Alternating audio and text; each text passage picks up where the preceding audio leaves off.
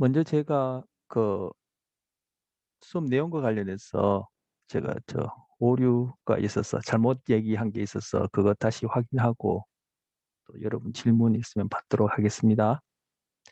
그 11강 성도성 정체감, 성적 지향성 결정과 관련해서 여기 보이시는 태아의 미분화된 원시적인 형태의 그 생식기에서 이렇게 분화되는 것과 관련해서 제가 얘기할 때 제가 이 뮬러간이 예, 이게 남성화된다고 얘기했는데 동영상에서 이제 엉터리로 잘못 얘기한 거고요. 여러분 요 밑에 읽어보시면 이제 더 정확한 내용이 있습니다. 제가 볼 때 그어버리니까 더러워지네. 있습니다. 그래서 이제 익히 벌써 그것과 관련해서 질문하고 그 오류를 지적해 준 학생도 있는데 그 뮬러간이 이게 굳이 써보자면 뮬러라는 사람이 이걸 처음 이제 어, 발견하고 소개해서 뮬러 해서 뮬러리안 덕트 해서 뮬러관 이것은 이제 여성의 생식기로 분화되어지고 볼프가는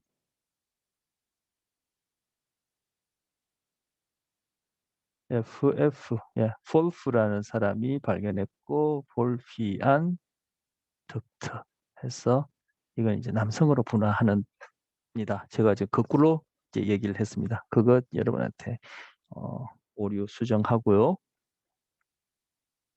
이거 다 뭐 그쪽 독일계 계통 오스트리아 뭐 이쪽 분들인 것 이죠. 그 뭐 이름을 보니까 그래서 영어로 할 때는 울프간 이렇게도 뭐 얘기를 하는데 그 뭐 영어식 발음이고요. 그리고 SRY 유전자 얘기할 때 제가 그때 뭐 이게 워낙 길어서 저도 잘 못 외웠어. 뭐 엉터리로 이제 그 동영상에서는 대충 얘기가 말하는데 이게 섹스 디터 미닝 determining, 예, determining region on the on the Y chromosome 이 약자입니다. 그래서 SRY 이거 짠 이니셜을 딴 거요. 참고로 얘기합니다. 외워두시면 좋겠죠. 저도 뭐 외워도 또 자꾸 잊어버리고 하는데 참고로 얘기를 하고요. 자, 뭐 그 정도 오류 수정하고 또 하나 제가 13강과 관련해서 뭐 하나 좀 얘기를 하면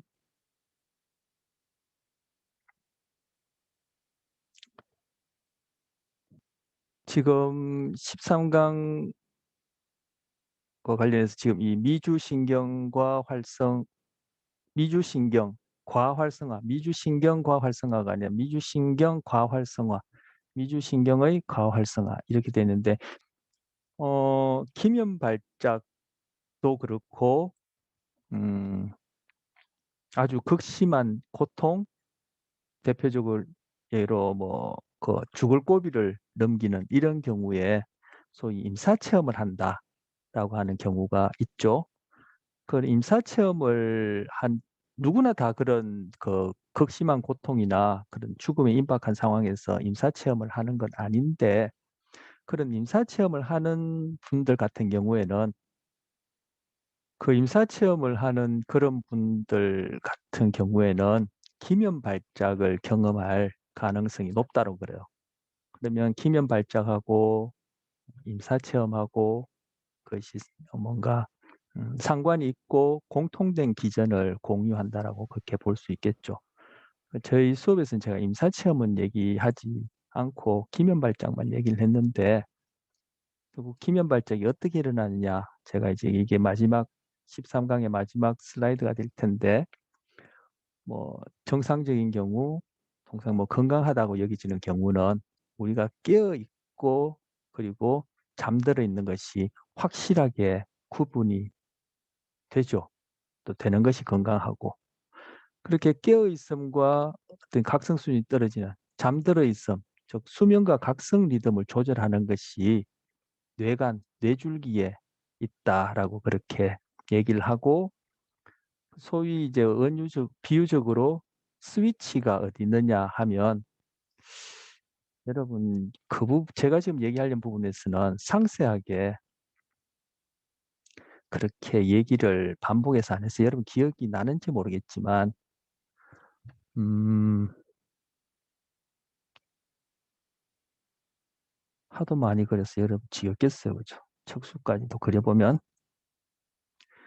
여기 뇌에 뇌실이 있고, 그리고 제3뇌실이 있고, 이것이 이렇게 작은 관을 타고 오다가 손의 앞부분에서 이 뇌실이 좀 커지고, 그리고 이 뇌실이 아니 척수까지 이렇게, 이때는 뇌실이라 부르지 않고 척수 중심관이라 부르고, 그리고 손의 바로 앞에 있는 이 뇌실에서는 이게 이제 구멍이랄까요? 예, 연결 부위가 있어서 이것이 또 바깥으로 연결되어서 뇌척수액이 이렇게 둘러싼다. 그래서 뇌실에 뇌척수액이 차여 있고, 그 좌우 하나씩이니까 1내실, 2내실이 되겠죠. 측내실 이렇게 얘기를 하는데, 오른쪽이 1인지 왼쪽이 1인지는 모르겠지만, 예, 어쨌든 1, 2내실, 측내실 2개, 그다음 이제 시상 얘기는 종종 했었죠. 시상 양쪽에 좌우 시상인데, 좌우 시상 그 중 사이에 제3내실이 이렇게 위치하고, 제3내실에 있는 뇌척수액이 이렇게 작은 관을 통해서 이렇게 연결되어지는데, 이 작은 관이 지나는 부분이 바로 중내 부위예요. 그래서 이 중내 부위에 이렇게 뇌척수액이 흐르는 작은 관을 중내 수도, 또는 관자를 쓰거나 뭐 쓰지 않거나 이렇게 중내 수도라 그래요.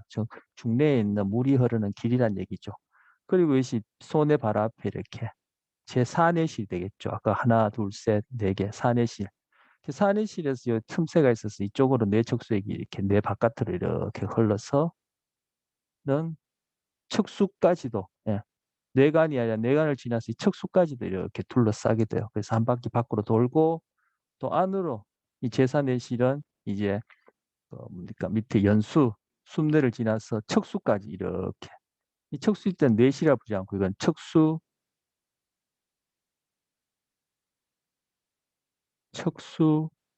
중심관이라고 불러요. 이거는 여기서 1, 2내실, 3내실, 4내실, 이거는 뇌실이라고 부르고. 왜냐면 여기까지는 그죠, 뇌니까. 여러분 그 뭐 신경계상에 염증이 있거나 어떤 뭐 독성 물질이 있는지, 뭐 그리고 어떤 뭐 그 신경계 내에 어떤 거를 필요한 화학 물질의 농도 같은 거를 진단할 때 뇌척수액을 뽑을 때 일이 이 바로 척수 부위에 척수를 둘러싸고 있는 척추가 있을 텐데, 이 척추는 이제 이 바깥에 척추가 있어요. 예. 이 부분이 이제 척추 뼈가 될 텐데, 척추 틈 사이로 바늘을 집어넣어서 바로 여기 척수 주위를 둘러싸고 있는 이 뇌척수액을 추출해 가지고 이제 검사 테스트를 하면은 뭐 뇌염증이라든지 신경계 질환과 관련된 그런 진단을 할 수 있습니다. 자, 뭐 또 얘기하다가 멀리 갔는데, 바로 이 각성과 수면을 분명하게 켜고 끄는 스위치라고 불리는 그러한 신경핵 부위가 바로 이 중뇌의 이 중뇌 수도 주변에 있는, 그래서 제가 중뇌를 지금 대충 이렇게 둥글게 그리고 이게 등 쪽이고 이게 배 쪽이다 하면은 여기 중뇌 수도 부분이 해당하겠죠. 이 부분을 이렇게 잘라서 단면을 보여주면은, 그러면 이게 중뇌수가 될 텐데, 중뇌수도 주변에 이렇게 신경핵들이 모여 있는 부분이 있어요. 이걸 중뇌수도 주변 회백질이라 하는데, 지금 얘기한 참고로 얘기합니다. 저희 수업 시간에 이만큼 자세히 얘기는 안 했으니까. 중뇌수도 주변 회백질이라는데 바로 신경세포의 세포체들이 모여 있는 부위인데, 그 중에서도 이 배 쪽에 가까운, 그러면서도 바깥쪽에 가까운 이 부위에 바로 이 스위치가 있어요. 근데 이 스위치가 정확하게 꺼지고 켜지지 않고 어중간한 상태가 바로 지금 여기에 그림에서 보는 것처럼 이 두 개가 겹쳐져 있었어. 그죠? 겹쳐져 있어서 바로 이제 기면 발작이나 인사체험을 경험하는 분들이 경우가 여기에 해당한다 생각하는 거. 그분들 그 금방 말씀드린 그 스위치가 우리 집에 스위치가 거의 그뭐 고장이 나면은 그죠? 불이 껌뻑껌뻑껌뻑껌뻑 할 수 있죠. 그런 상태로 여겨지는 거야. 그래서 확실히 깨어 있는 것도 아니고 잠들어 있는 상태도 아닌 이런 상태를 이제 중첩하고 있는 경우라고 여겨지는 거예요. 그래서 기면 발작 같은 경우에 깨어서 우리가 기면 발작 동영상 꼬마 나오는 그 동영상도 봤지만 막 그렇게 뛰어서 어, 흥분해 있다가 갑자기 렘 수면이 몰아치는 거예요. 즉 아까 그 스위치가 렘 수면 상태하고 깨어 있는 상태를 걸쳐서 그렇게 있는 것이죠. 그러니까 확실히 깨어 있다든지 아니면 깊은 수면 들어간다든지 즉 각성과 완전 각성 수준의 최하위 수준이라 여기지는 정상적인 경우에 최하위 수준이라 여기지는 깊은 수면 그런 분명한 둘 양자의 상태를 정상적으로 왔다 갔다 하는 것이 아니라 지금 깨어 있는 상태에서 수면으로 들어가는데 그죠? 바로 그것이 렘 수면이 아까 각성 수면 스위치가 제대로 작동하지 않아서 렘 수면이 갑자기 침입해가지고 렘 수면 상태에서는 어떻게 된다? 그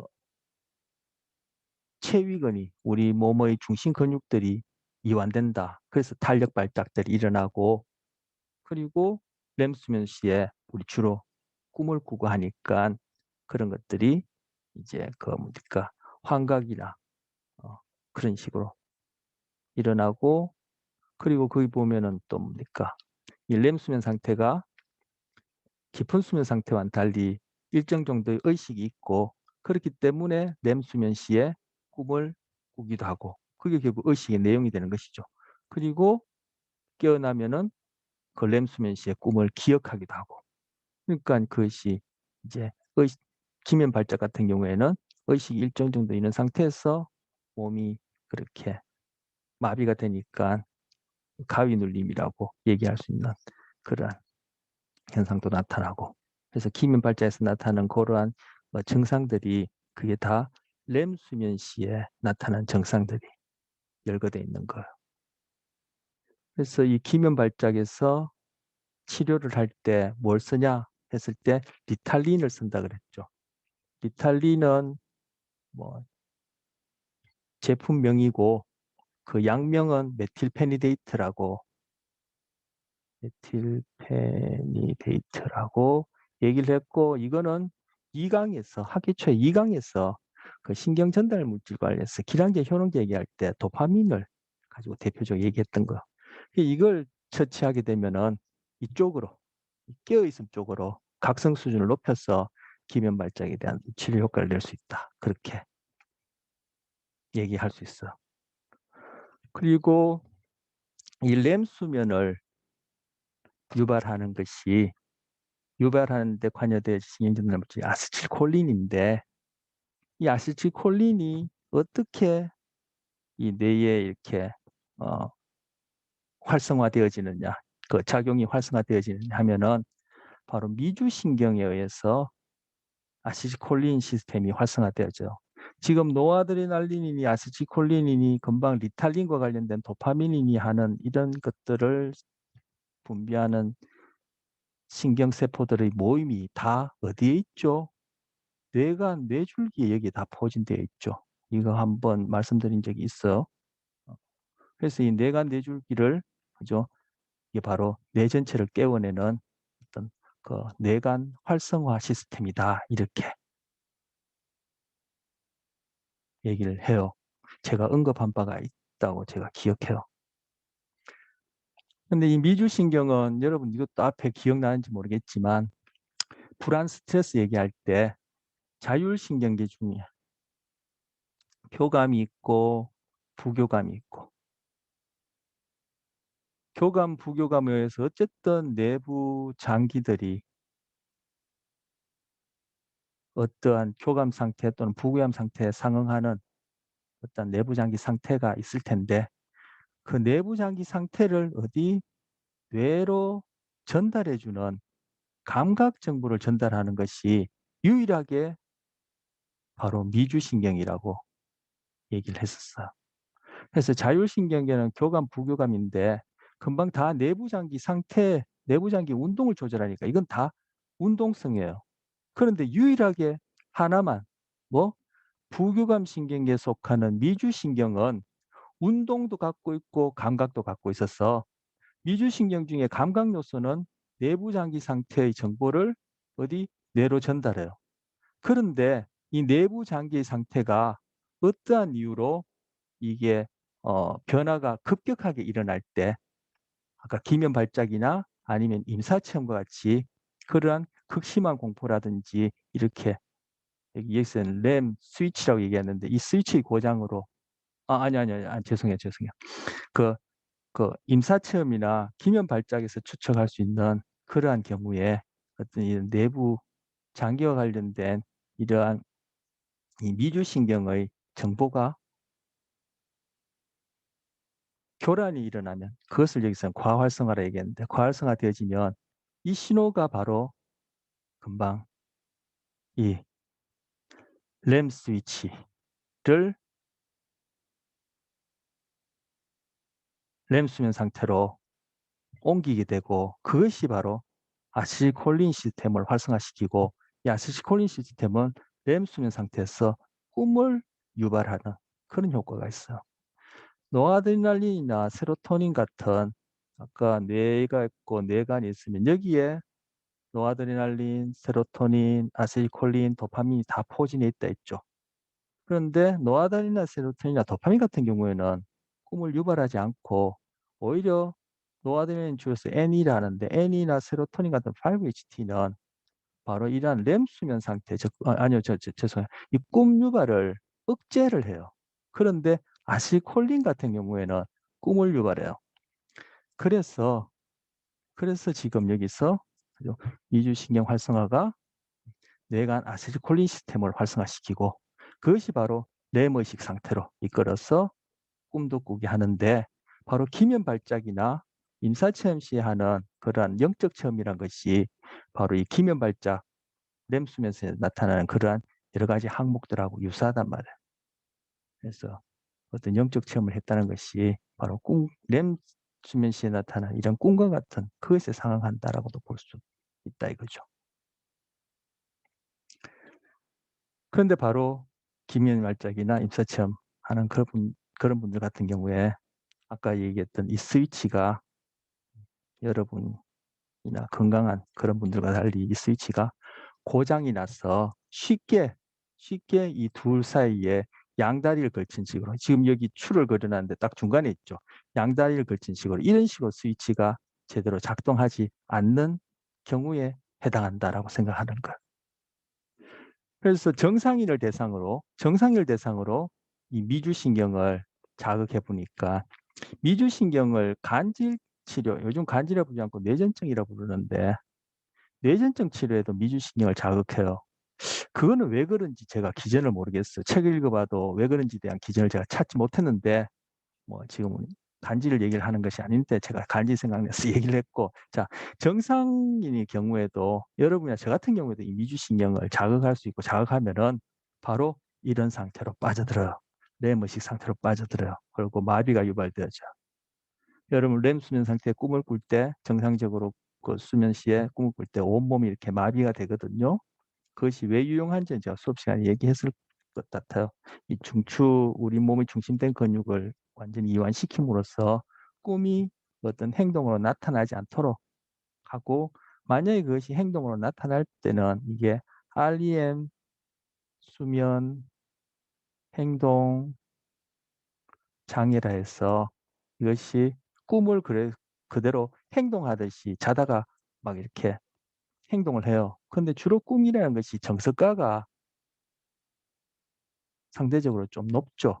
특히 뭐 공격을 한다든지 도망을 간다든지 아니면 뭐 생식과 관련된 이러한 꿈들 내용들이 많은데 그래서 프로이드가 이제 꿈에 대해서 집중을 했는데 그것이 다 우리한테 깨어있을 동안에는 불안의 어떤 요소가 되니까 그런 식으로 설명을 했는데 어쨌든 그것들이 정서가가 높기 때문에 이 행동들이 아주 조용하고 차분한 행동들이 나타나는 것이 아니라 과격한 그런 행동들이 나타난단 말이야. 그것이 같이 자고 있는 옆 사람이나 본인을 다치게 할 수도 있고, 그렇고 이렇게 해 버리면은 이런 REM 수면 행동장애 나타나면은 결국은 이것이 수면 상태에서 깨어 있음으로 다시 이동해 버리는 거죠. 그래서 제가 그 강의 시간에도 말씀드렸지만 수면이 자꾸 이렇게 단편화가 되어져 깨어져 버린단 말이야. 예. 수면이 단편화가 깨어져 버린단 말이야. 그래서 우울증 같은 경우도 그렇고 노인분들 같은 경우에도 수면 단편화가 그것이 면역계에도 영향을 주고 기억에도 영향을 준다고 하는데, 노인이나 우울증이 아니다 하더라도 노화로 인한 것이 아니더라 하더라도 자꾸 이렇게 REM 수면 행동 장애라고 얘기하는 이런 이유로 그런 수면이 단편화되어서 깨어져서 조각조각 나서 건강한 수면을 하지 못하면 당연히 뇌에는 스트레스가 되겠죠. 그런데 그 수면과 관련해서 뇌에 스트레스가 결국 염증을 일으키고, 그것이 결국은 그건 뭐 요즘 여러분 혹시 관심 있으면 찾아보세요. 인터넷상에 뇌 스트레스하고 우리가 배웠던 교세포 이 키워드 넣으면은 그 교세포, 미세교세포라든지 우리가 배웠던 성상세포 이런 것들이 뇌의 스트레스와 관련해서 중요한 역할을 하는데, 그러한 스트레스 물질들이 잘 해결되지 않으면은 그것이 결국은 뇌에 질환을 일으킨다. 대표적으로 알츠하이머 치매를 일으킨다라고 그렇게 얘기를 해요. 지금 REM 수면 행동 장애 같은 경우에 바로 수면이 건강하지 못해서 그러한 부분에 영향을 줄 수 있고, 또 준다면 추측할 수 있는 것이 그것이 금방 말씀드린 알츠하이머 치매도 있지만, 최근에 나온 기사를 보면은 그 구체적인 메커니즘은 제가 그것을 뭐 찾질 못했는데, 최근 그 기사 내용 보면은 REM 수면 행동 장애 같은 경우에 파킨슨 질환을 6배 정도 어 증가시킨다. 파킨슨 질환 발병률을 6배 정도 증가시킨다. 이런 내용이 있거든요. 그런 것들이 그 수면이 얼마만큼 건강하냐, 저 깨어 있음과 잠든, 그리고 잠들어 있더라도 렘 수면과 깊은 서파 수면, 깊은 수면 사이에 이런 것이 얼마만큼 리듬이 명확하게 건강하냐 관련되는 얘기예요. 자, 아까 정상적인 우리 같은 사람들의 경우에도 미주신경을 자극하면은 이런 식의 유사한 동일한 이런 효과를 볼 수 있다는 얘기를 하다가 좀 얘기를 했어. 그리고 여기에 피지오파라는 게 있는데, 이건 뭐 그 동영상에서 얘기를 하지 않았는데, 피지오파는 얘가 있고 뇌관 중에 제가 늘 이게 막대기처럼 그렸는데 약간 이게 불룩하게 생긴 부분이 있어요. 여기가 연수 숨골이고 소뇌고, 요만큼이 중뇌고, 요 불룩한 부분이 여기 교라고 불러요. 또는 다리뇌라고 부르고, 말 그대로 이건 뭐 우리 한강교처럼 그런 다리 역할을 한다고 여기서 다리뇌를 교라고 불러요. 소뇌하고 대뇌 사이의 어떤 연결, 그런 역할도 하고 감각 정보도 또 이쪽으로 또 받아들이고 처리도 하는데 다리뇌라 부르기도 하는데, 바로 이 다리뇌 교를 영어로 폰즈라 그래요. 이 피를 딴 거예요, 피. 그리고 시상 중에서 시각 정보를 중개하는 부위를 외측 슬상핵이라 하는데, 외측은 이제 바깥쪽에 있다는 뜻이고, 슬은 무릎이라는 뜻이에요. 이건 상은 모양이고, 바깥쪽이 시상 중에서도 바깥쪽에 있는데 무릎 모양의 핵인데, 이것이 영어로는 lateral geniculate nucleus라 그래요. 그래서 이 G자를 짜서 이 G를 쓴 거예요. 자, 시상에 이제 시각과 관련된 부분. 그리고 O는 바로 후두엽을 오시피탈 러브라 그래요. 이 O를 딴 거예요. 그러니까 뭐 교에 그리고 시상 중에서도 시각 부분, 그리고 후두엽 부분. 후두엽이 오시피탈이 뭐죠? 바로 1차 시각 피질이죠. 근데 바로 미주신경을 자극하면, 아니면 통상적으로 우리가 꿈을 꾼다고 얘기하는 렘 수면 되어지면은 바로 이 피지오파가 미주신경을 자극하면 피지오파 생겨요. 즉 폰즈에서 전기 신호가 부르륵 생기고, 그다음 이제 연이어서 이 시각과 관련된 시상에서 전기신호 부르륵 생기고, 그리고 후두엽에서 전기신호 부르륵 생겨요. 부르륵 부르륵 부르륵 부르륵 부르륵 부르륵 해서 PGO 이 순서대로 이것들이 생길 때 바로 이것이 꿈을 유발해요. 저 꿈을 일으켜요. 그런데 미주신경 자극하면 이런 일이 일어난다는 얘기죠. 바로 기면증 환자들이 이러한 메커니즘을 가지고 있고, 임사체험 시에 영적 체험을 한다라고 여겨지는 것이 이러한 공통 메커니즘을 갖고 있고, 그것이 자율신경이 미주신경 관련되고 아세틸콜린과 관련되고 금방 얘기한 피지오파와 관련되고, 그리고 렘수면 시에 우리 체위근이 마비되어지고. 근데 이러한 경향성을 보이는 사람들이 보니까 이 램 스위치가 아까 얘기했던 그 중뇌수도 주변에 있는 신경핵이 램 스위치 역할인데, 이것이 이 스위치가 명확하게 켜지지 않고 이게 고장이 나 있더라는 거. 처음은 뭐예요? 미주신경. 그다음 이것이 램 스위치를, 그리고 이것이 아시콜린을, 그것이 램 수면 상태를 이끌게 되면은 그때 피지오파도 생기고, 그죠?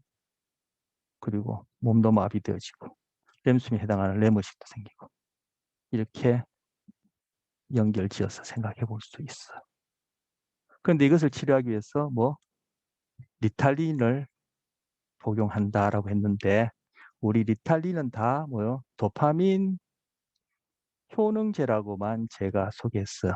즉 재흡수를 차단해서 시냅스 내에 오래 머물게 함으로써 도파민 효능제라고만 소개했는데, 리탈린은 도파민 효능제뿐만 아니라 제가 그때는 뭐 그죠, 여러 개 얘기하기가 곤란해서 도파민만 가지고 효능제 기량제를 소개해서 얘기를 했는데, 리탈린은 도파민 효능제뿐만 아니라,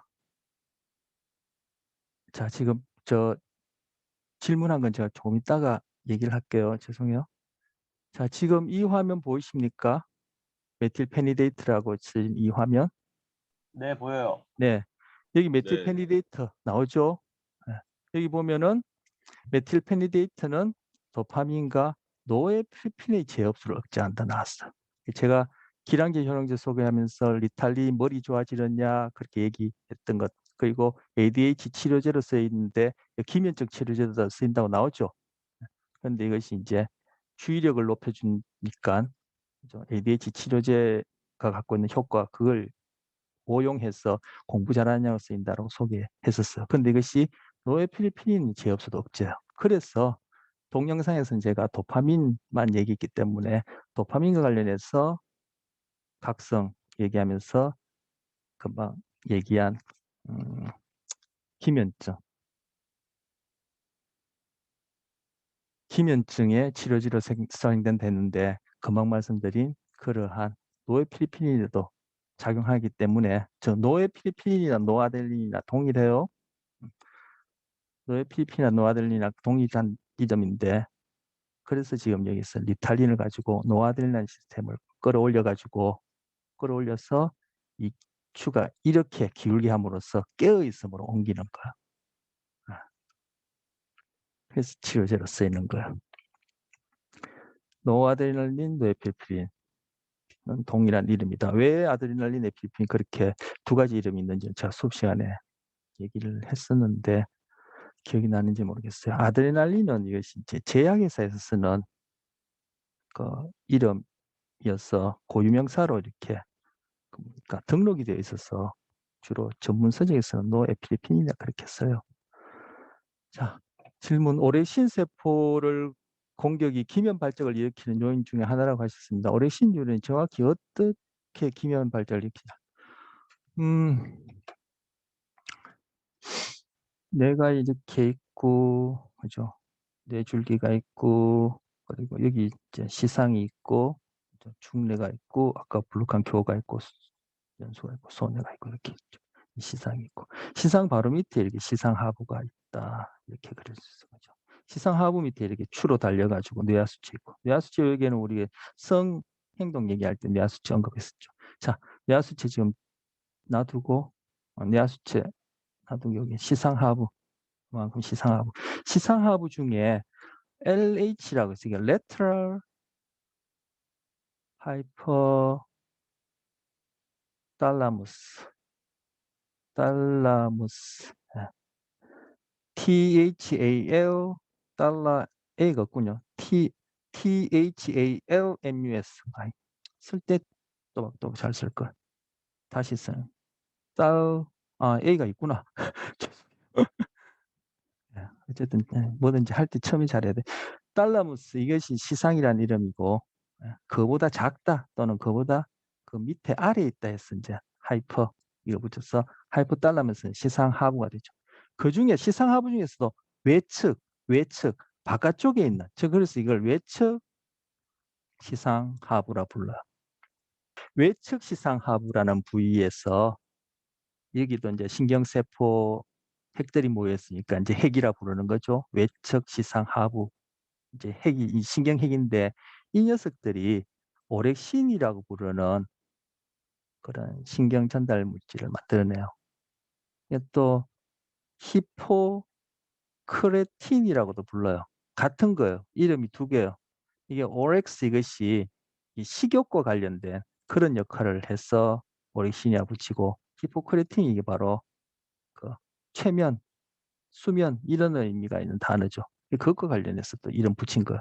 그래서 동일한 물질인데 이렇게 이름이 두 개예요. 그래서 오렉신 또는 히포크레틴.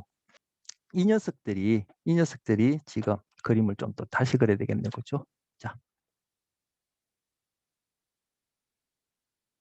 이 뇌간에 아까 말씀드린 그러한 뇌간 각성계 그것이 신호를 어디 준다 했죠? 기저전내라고 해서 기저전내 부위에 가서 또 시냅스를 하게 되면 이 기저전내 부위가 또 뇌 전체를 이렇게 깨워낸다 그랬죠.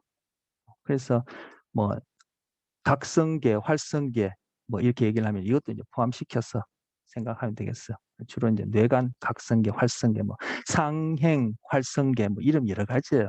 이 신호가 위로 올라간다고 해서 이제 상행, 활성계 이렇게 얘기를 하겠죠. 뭐 더 전문적으로 왜 상행이라 부르는지 설명하려면 또 뭐 좀 다른 내용을 추가해야 되니까 뭐그 정도로 얘기를 하겠습니다. 근데 이 기저전대를 구성하고 있는 신경 전달 물질을 보면 여기 또 세포들이 이렇게 여기서 시냅스를 한다는 얘기고 그럼 여기 있는 세포들이 어떤 신경 전달 물질을 갖고 있냐면은 아실콜린을 신경 전달 물질을 만드는 신경 세포들도 있고 우리 대표적으로 억제성 신경 전달 물질이라고 부르는 가바라는 신경 전달 물질을 만드는 신경 세포들도 여기 있어요. 제가 수업 시간에 가바는 언급하지 않았었어. 그런데 여기 있는 그러한 아까 말씀드린 대표적인 노아드레날린도 그렇고 세로토닌도 그렇고 아시콜린 그렇고 이런 대표적인 이런 신경전달 물질, 각성관 신경 관련된 신경전달 물질이 활성화되어서 여기서 다음 세포 기지전에 있는 세포들을 자극하게 되면은 어떤 신경전달 물질이 활성화되어서 즉 분비되어서 기지전내에 있는 어떤 신경세포를 어떤 종류의 신경 전달 물질을 분비하는 신경세포를 활성화하냐에 따라 아시콜린이 분비되면 뇌 전체가 각성으로 깨어날 테고 가바가 분비되게 되면 가바를 분비되는 걸 어떻게 표현할까? 뭐 어쨌든 가바가 분비되게 되면은 그죠? 이 각성순이 떨어져요. 그래서 바로 각성에서 수면으로 접어들 때는 이 가바 기저전내의 가바 시스템이 활성화된다고 볼 수 있는 거죠. 그래서 여러분이 술을 드시면은 그죠? 졸리죠. 그리고 뭐 졸리진 않더라도 각성순이 떨어지죠. 근데 이 알코올이 바로 가바가 작용하는 수용체에 작용해서 이 가바 효과를 증폭시켜주는 효과가 있어. 그래서 알코올을 먹게 되면은 음주를 하게 되면은 이 가바 시스템이 알코올에 의해서 증폭되어서 이 뇌가 각성 수준에서 이렇게 각성 수준이 떨어지는 쪽으로 접어드는 거예요. 너무 많이 드시면 수면이 아니라 돌아가시죠. 자, 그런데 이거 뭐 언제 본론 들어가나? 그런데 바로 시상하부에서 분비되어지는 오렉신이 바로 이 오렉신, 예, 히포크레틴 맞습니다. 히포크레틴. 크레틴 같은 건데 이름이 두 개인데 이 녀석이 분비되어서 바로 이 기저전내 부위를 활성화시켜요. 그래서 이 뇌를 전반적으로 각성시키게 되는 걸. 히포크레틴 오레신이 결국 여기에서 아세틸콜린 시스템, 기저전대를 구성하고 있는 아세틸콜린 시스템을 활성화시켜서 뇌를 각성으로 유도하겠죠. 그런데 기면발작 같은 경우에 바로 이 시상하부에 있는 아까 LH라 얘기했는 거기에 있는 세포들이 오렉실 분비하는데 이걸 공격한다 이거예요. 자가 면역 질환에 의해서. 그래서 기면발작이 일어난다 그렇게 생각하는 거죠.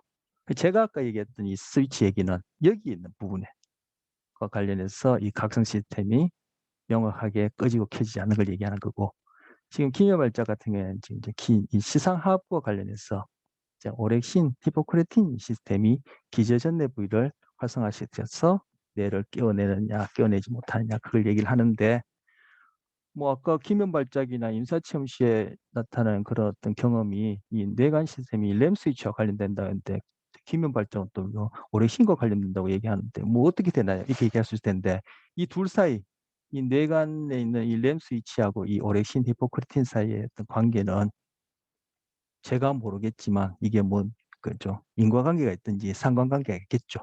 네, 그렇게 추측해 볼 수 있겠습니다.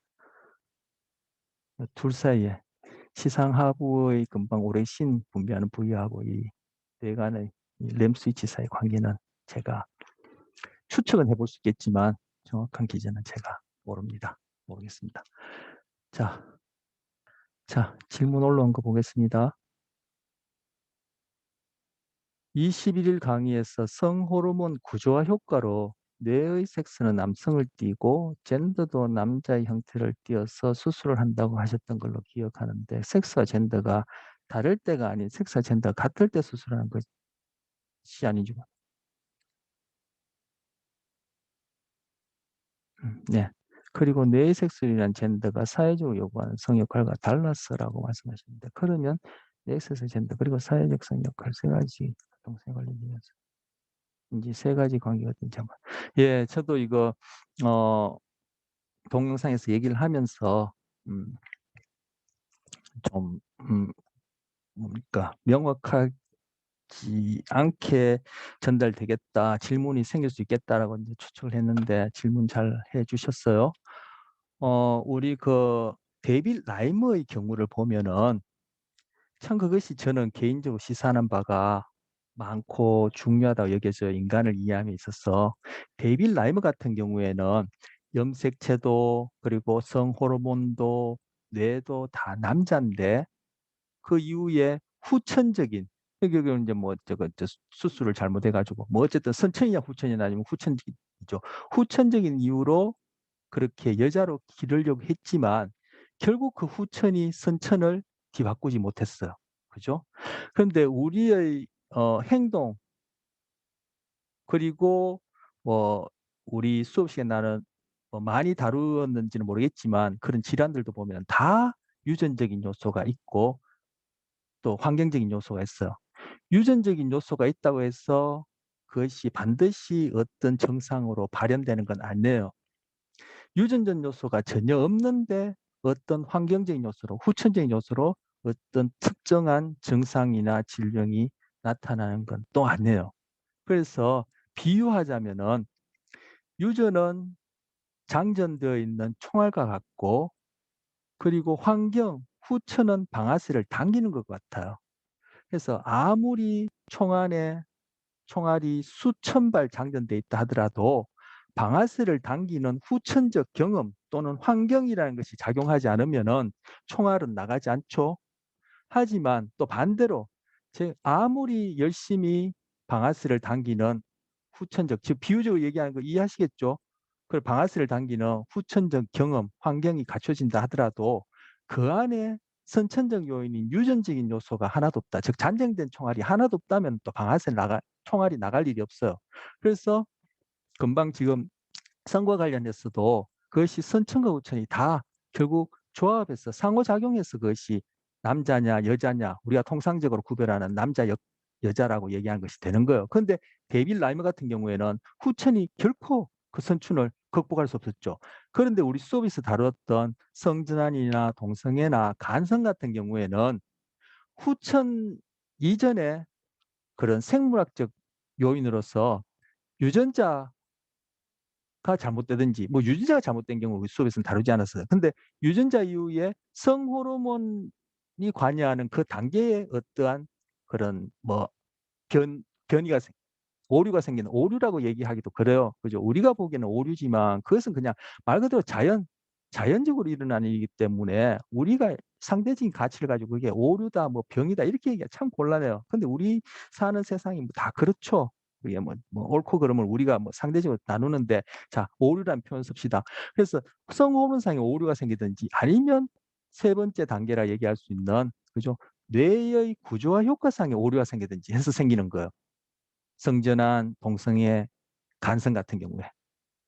근데 지금 일단 생물학적으로는 저를 예를 들면 생물학적으로는 제가 X, Y 그리고 성호르몬과 관련된 단계 오케이 그리고 뇌의 구조와 오케이 그렇게 되어지면은 저한테는 그죠? 벌써 잠재된 후천적 요소가 전혀 작용 안 할 수는 없지만 우리가 살고 있는 이 생태계 생태학적으로 작용할 수 없지만 후천적 요소가 작용하기 전에 벌써 나는 사회적, 심리적 성으로서 젠더가 남성 형태를 띠고 있어요. 그런데 그것이 출생 이후에 사회적으로 나한테 부여하는 그런 후천적 요소가 남성의 역할을 요구한다면 딱 아기가 맞아져서 저는 소위 얘기한 전형적인 남성의 역할을 하는 거죠. 그런데 우리가 아까도 이제 장전된 총알과 방아쇠, 선천후천의 관계를 얘기했는데 우리는 수정되는 순간부터 후천적 요소가 다 작용해요. 그러니까 선천후천을 어디서 나누기가 수가 없어요. 뭐 은유적으로 고르디우스의 매듭처럼 얽혀 있다 이렇게 얘기를 해요. 그 결국 고르디우스의 매듭 풀지 못해서 알렉산더 대왕이 그냥 칼로 잘라버렸죠. 그만큼 얽혀 있는데 수정되었을 때 그것이 갖고 있는 유전 프로그램이 어떻게 발현하느냐는 바로 그 난자 세포체 내의 환경이 달려 있고 그 난자 세포체 내의 그런 유전적 프로그램이 어떻게 발현되냐는 바로 엄마 자궁 내의 환경에 달려 의해서 영향받고 엄마 자궁은 어떤 환경이냐는 것은 엄마의 몸과 뗄래야 뗄 수 없고 엄마의 몸이 어떤 상태냐는 것은 엄마가 이 환경과 어떻게 상호작용하느냐 뗄래야 뗄 수 없어요. 그러니까 수정되는 순간부터 벌써 이것은 선천과 후천이 뒤엉켜 있는 거예요. 어떻게 풀 수가 없어요. 그래서 후천은 선천을 환경은 유전적 발현을 켜고 끄는 스위치에 비유돼요. 여기서 또 스위치란 비유가 들어가는데 스위치에 비유돼요. 자, 다시 한번 얘기합니다. 제가 이제 남자 XY다. 자꾸 XX가 나오려는데 제가 여자가 되고 싶나? 자, XY다. 그리고 호르몬도 오케이. 남성 호르몬이다.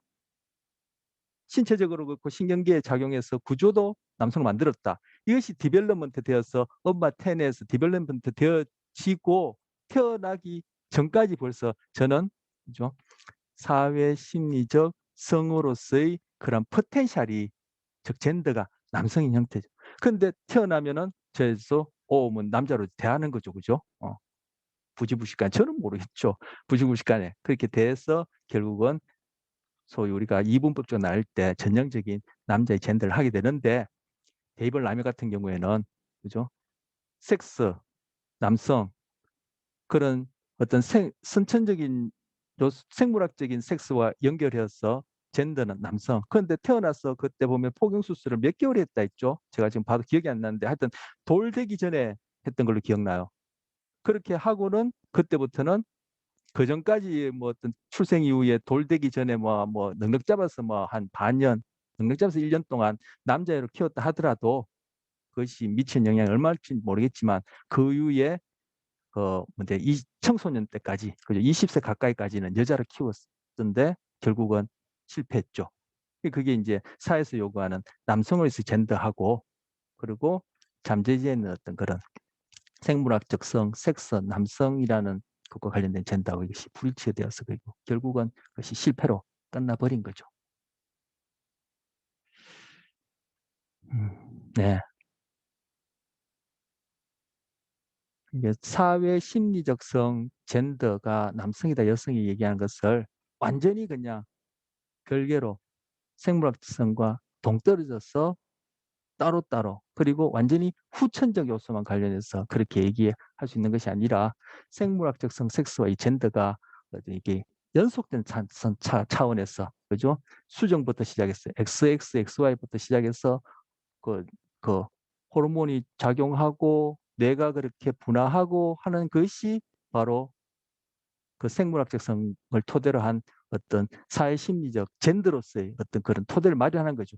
근데 이 젠더가 결국은 나중에 본격적으로 주어지는 사회 심리적 역할하고 일치되어지면은 말 그대로 뭐 소위 통상적으로 우리가 얘기하는 남성 여성이 되어지는 것이고 이게 불일치가 되어지면은 이제 뭐 성전환을 하든지 그죠? 뭐 그렇게 성 정체감과 성적 지향성이 달라지겠죠. 그래서 염색체, 성호르몬, 뇌의 구조화 효과 이것이 또 그것이 소위 통상적인 단계를 거치지 않게 되면은 이 사람은 염색체와 관련해서 갖고 있는 어떤 심리적 젠더가 벌써 어긋나 있고 그것이 사회적 젠더하고 또 그것이 어긋나게 되면은 이것이 더 교란이 생기겠죠. 그 동영상에 나오는 그 부산에서 이렇게 남성이 되고 싶어서 성전환 하신 그분 같은 경우에 그 예를 들면은 그분은 염색체는 XX예요. 여자의 몸을 가졌죠.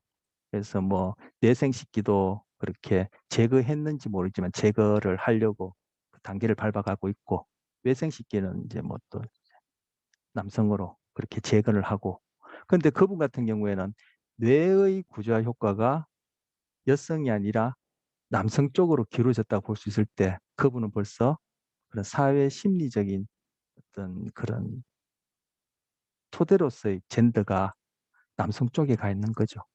근데 출생 이후에 자꾸 여자를 요구하는 그러한 사회적 역할, 젠더하고 안 맞아지니까 염색체하고 사회에서 요구하는 젠더하고 사이에는 어떻게 보면 여성으로서 일치한다고 볼 수 있는데 뇌의 구조화 효과가 남성으로 치우쳐서 그것이 갖고 있는 잠재된 어떤 젠더는 이 사회에서 요구하는 젠더, 남성, 여성하고 안 맞아지니까 이걸 거부하고 뇌의 젠더, 생물학적인 그런 섹스를 바탕으로 해서 뇌가 어떤 잠재된 젠더라고 얘기할 수 있나요? 그것과 관련된 남성으로 가려고 이렇게 재건 수술하고 뭐 가슴 유방 절제하고 아마 내생식기 거기서는 안 나왔지만 내생식기도 뭐 자궁이나 난소 같은 것도 단계 그렇게 제거를 하고 그러고 난 다음에 이제 그 호르몬 처치를 일정하게 이제 쭉 평생 이제 받아가는 식으로 이렇게 되어지겠죠.